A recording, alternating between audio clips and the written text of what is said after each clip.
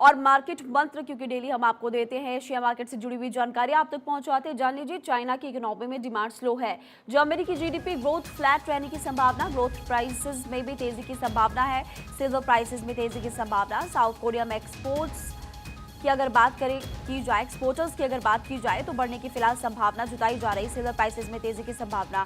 और market expert आकाश जिंदल जी daily हमारे साथ जुड़ते हैं और डेली आपको मार्केट मंत्र देते हैं कि आखिर आप कैसे इन्वेस्ट करें, कहां पर इन्वेस्ट करें, कैसे आपको बहुत सारा फायदा होने वाला है।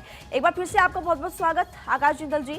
और अब देखिए, अब ऐसी खबरें सामने आ रही कि चाइना की इकोनॉमी में डिमांड काफी ज्यादा स्लो है। बात जर्मनी की करें तो जीडीपी ग्रोथ फ्लैट रहने की संभावना, गोल्ड प्राइसेस में तेजी की संभावना। इसका असर हमारी मार्केट पे क्या पड़ता हुआ नजर आएगा?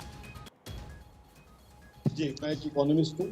स्पेसिफिक शेयर्स पे तो अपना व्यू देता नहीं हूँ, बट यस, इकोनॉमी हमारी बहुत अच्छी चल रही है। और अगर चाइना से कंपेयर करें तो चाइना के कंपैरिजन में हिंदुस्तान की इकोनॉमी बहुत बहुत बढ़िया चल रही है। चाइना की इकोनॉमी में दिक्कतें क्या है, वहाँ डिमांड कम हो गई है, लोगों के पास इतना पैसा नहीं है कि बाजार में जाके सामान खरीदें। डिफ्लेशन भी पीछे वहाँ रही है। उसके अलावा PMI data, purchase manager index, जो इंडस्ट्रीज परचेज करती है, वो डाउन चला गया।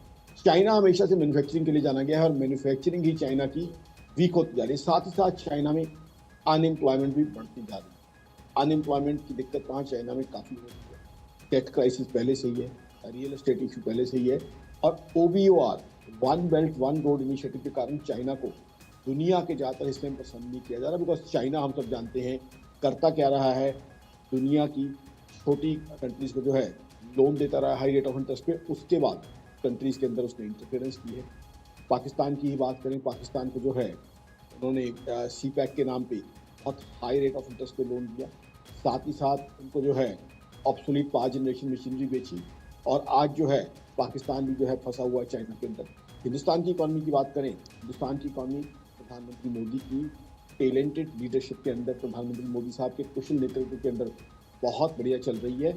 और ये जो क्वार्टर है जनवरी टू मार्च, क्योंकि अयोध्या धाम में प्रभु श्री राम मंदिर का अंदर प्राण प्रतिष्ठा होनी है, इसलिए बहुत ज़्यादा पिलग्रिम्स एक्सपेक्टेड हैं ग्लोबली और इंडिया के। तो उससे क्या है, GDP ग्रोथ, इकोनॉमी के टर्म में क्या फ़ायदा होगा, GDP ग्रोथ बहुत बढ़ने की उम्मीद है, 8.4% के आसपास जाने की उम्मीद है। GST कलेक्शन भी 30 दिन की लगाएं तो वो 2 लाख करोड़ से ऊपर जाने की उम्मीद है। तो इसलिए ओवरऑल हिंदुस्तान इकोनॉमी बहुत बढ़िया चल रही है।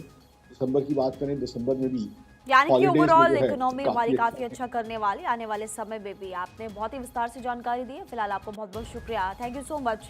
आकाश जिंदल जी हमारे साथ जुड़े हुए थे। वक्त एक छोटे से ब्रेक, हम तुरंत वापस लौटेंगे।